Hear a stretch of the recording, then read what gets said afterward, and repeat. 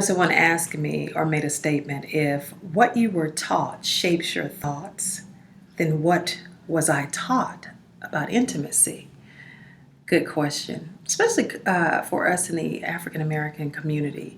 I'm a woman that's in her 40s, and intimacy was taught to me by my mom, but not in great detail.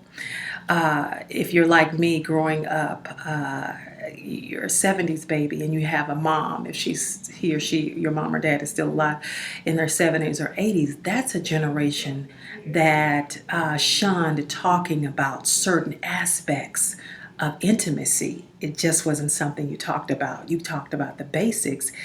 If you have sex, you get pregnant. If you have sex without a condom, or if the woman is not on some type of birth control, you get pregnant. And then the next thing that followed that is, don't have sex unless he is your husband. That's how you ward off any, getting in situations you shouldn't. That was an intimacy conversation for my generation. My mom, which since her and dad had 6 girls and 2 boys, me being the youngest, I guess she, may have put a little bit better spin on it by the time she got to me. Because when I talk to my other sisters who are older than me, they say, we got none of that, but don't you have sex? And if you do, you gonna burn and go to hell. Really, that's just that generation. So my mom, by the time she got to me, I guess she figured, I got a daughter that's that's 17 years younger than some of her other kids. From the oldest to the youngest, there's a 17-year gap.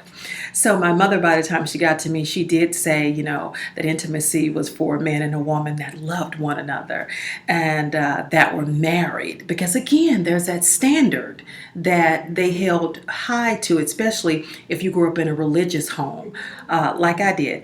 So, but my mom did also tell me that it's the most wonderful feeling in the world when you're in love with a man and intimacy comes. So she did give me that much and said to save that treasure. Old folk call it treasure, honey. Your virginity is a treasure.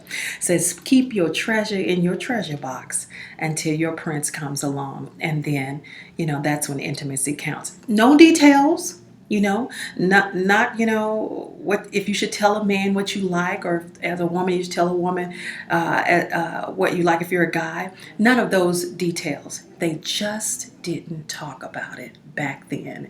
So I learned from my oldest sisters and brothers. That's an advantage that I had being the youngest. I could go to some of my older siblings and ask them things, and they'd be like, "What you want to know that for? Huh? What?"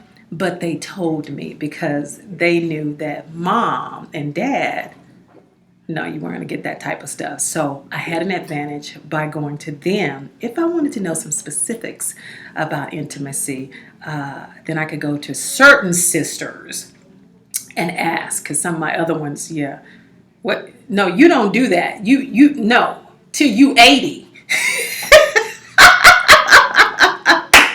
Kid you not.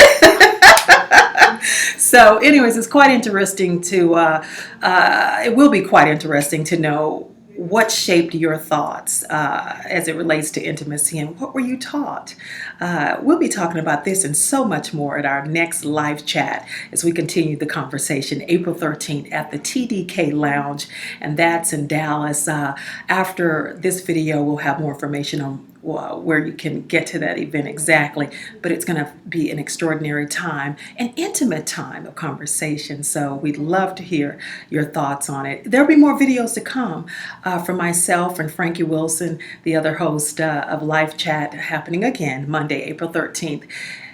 What do you know about intimacy, especially now that you're grown?